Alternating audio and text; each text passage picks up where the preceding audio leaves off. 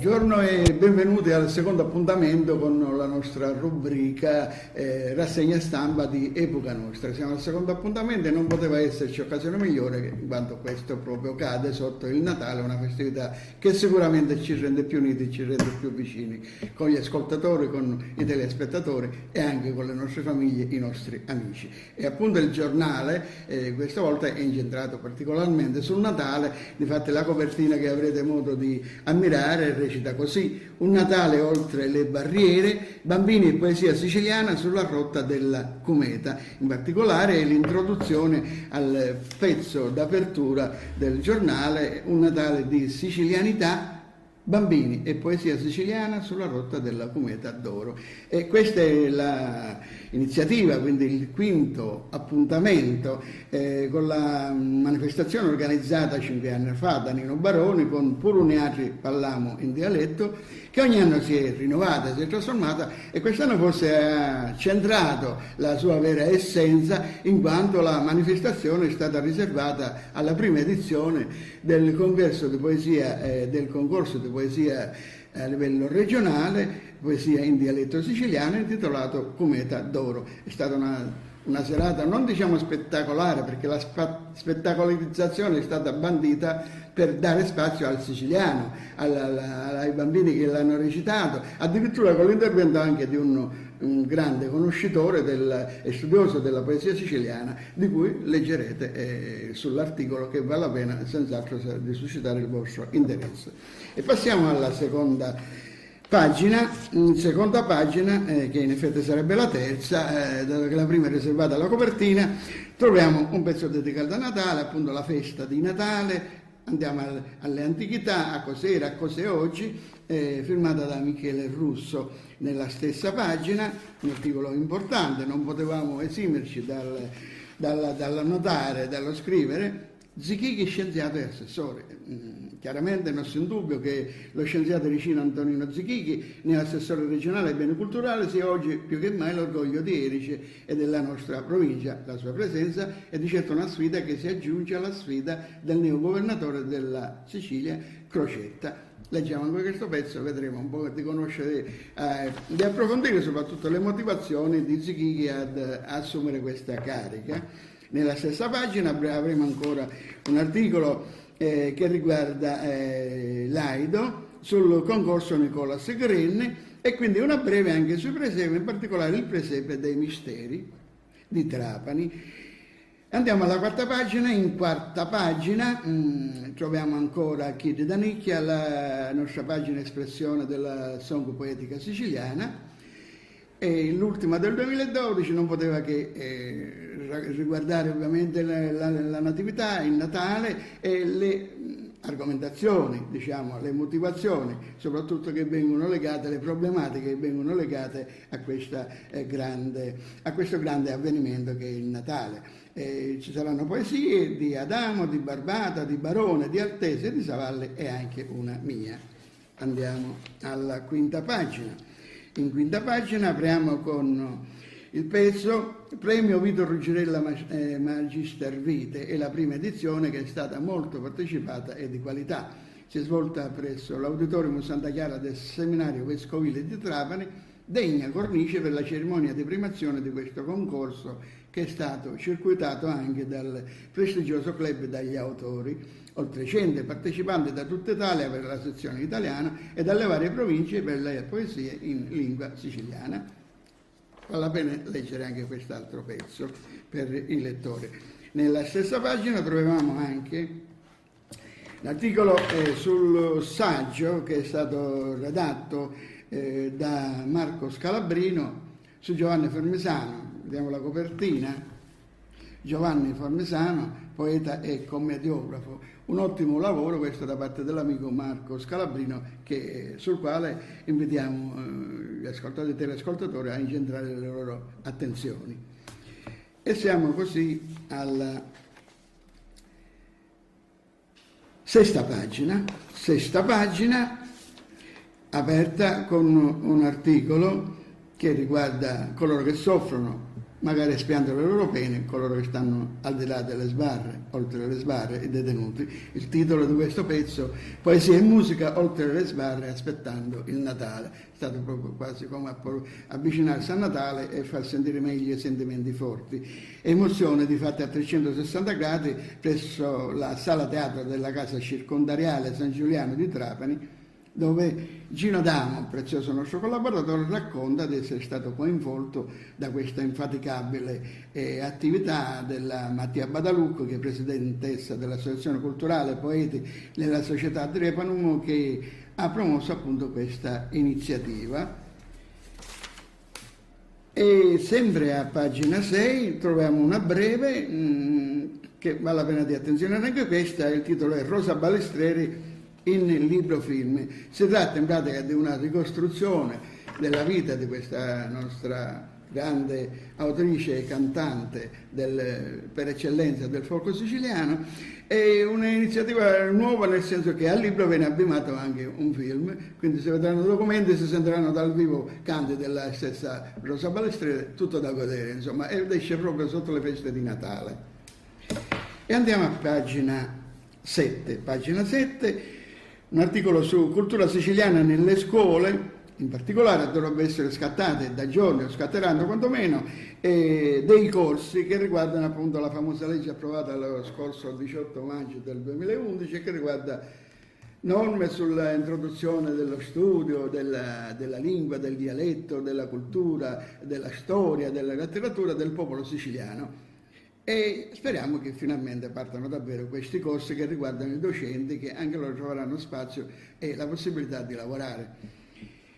E siamo sempre alla stessa pagina 7, e qui apriamo in particolare con il primo appuntamento di una rubrica chiamata Incontri d'autore, e incontriamo questa volta il professore Giacalone, che nel titolo definiamo Giacalone, uomo d'arte e di cultura, in una lirica di Francesco Giacalone, La solitudine dei numeri primi, il poeta e scrittore che fa imprese in campo letterario e confida nella natura madre matrigna mentre cresce il rischio ambiente.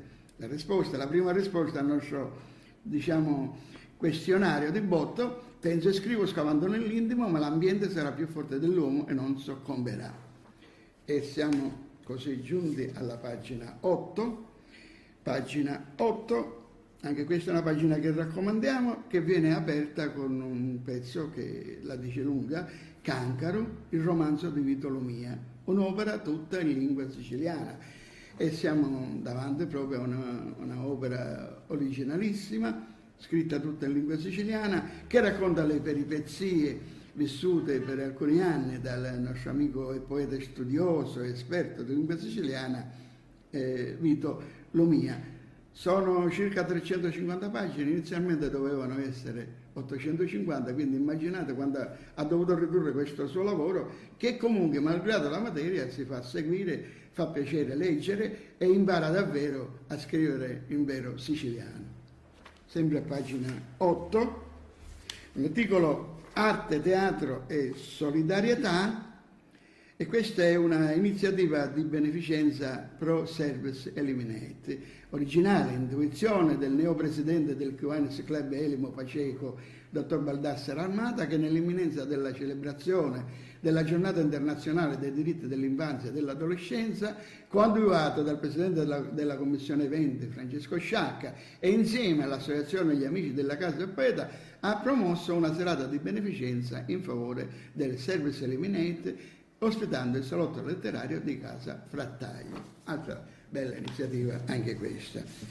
Siamo adesso a pagina 9. Pagina 9, la poesia che salva la vita, punto interrogativo. Un interrogativo che si pone e ci pone questa volta Marco Scalabrino, il quale ha voluto commentare un po', leggendolo ovviamente con interesse, un libro di Donatella Bisutti, del 98, la poesia salva la vita. Lui ci mette il punto interrogativo e chiude: non ardisco, con pari fermezza della Bisutti, attestare che la poesia salvi la vita, e ciò nonostante mio convincimento che essa conferisca una grazia non comune, una grazia in virtù della quale arricchisce culturalmente, spiritualmente, socialmente l'esistenza di quanti la praticano. I due concetti all'infinito potrebbero, chissà, confluire?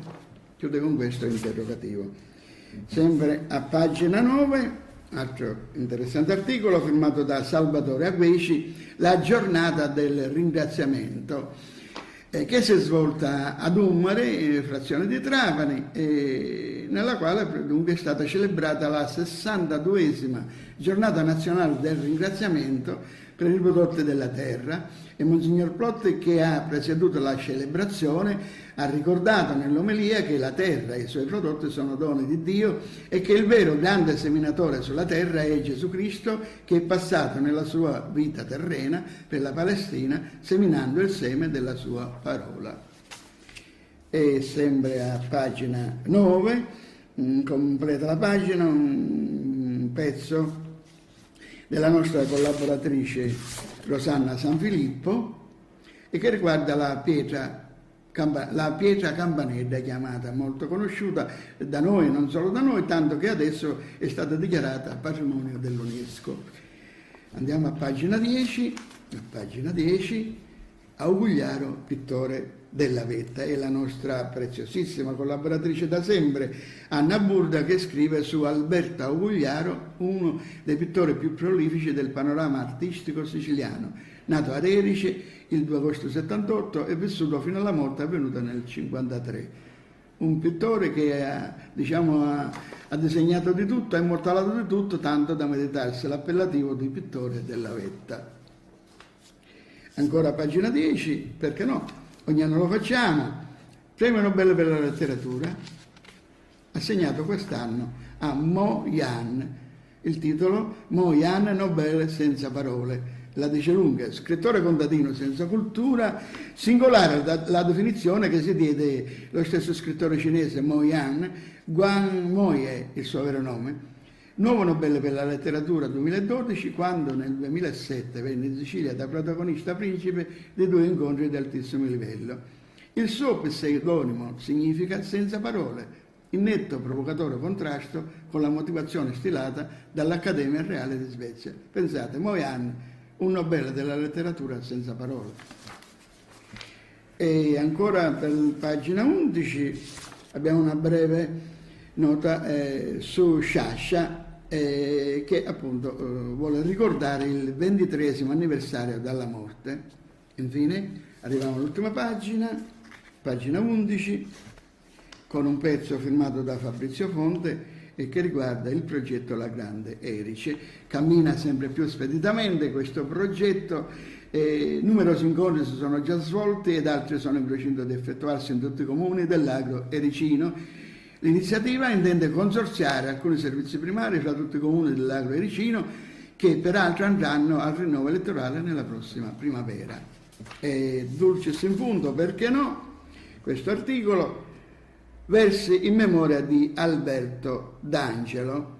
In pratica è stato organizzato a Valderice dall'Associazione Amici della Casa del Poeta, questa prima edizione del concorso Alberto D'Angelo. E molto successo, molta partecipazione, che ha visto per la poesia siciliana il successo dell'amico e nostro amico Giuseppe Gervino di Castellammare del Golfo, con la lirica Parranno con una stidda, e per la sezione in lingua italiana successo di una anconetana, partecipazione quindi da tutta Italia, l'ha vinto appunto Fulvia Marconi con la lirica Sedotta dal chiarore della luna, un piccolo capolavoro. E con questo siamo davvero giunti alla nostra conclusione della seconda rassegna stampa di Epoca Nostra. Non ci resta che formulare i nostri migliori auguri per le festività che sono ormai alle porte, e non dimenticate appuntamento con la lettura di questo ultimo numero, ma ricominciamo nel 2012 a seguire sempre Epoca Nostra. Buon Natale a tutti!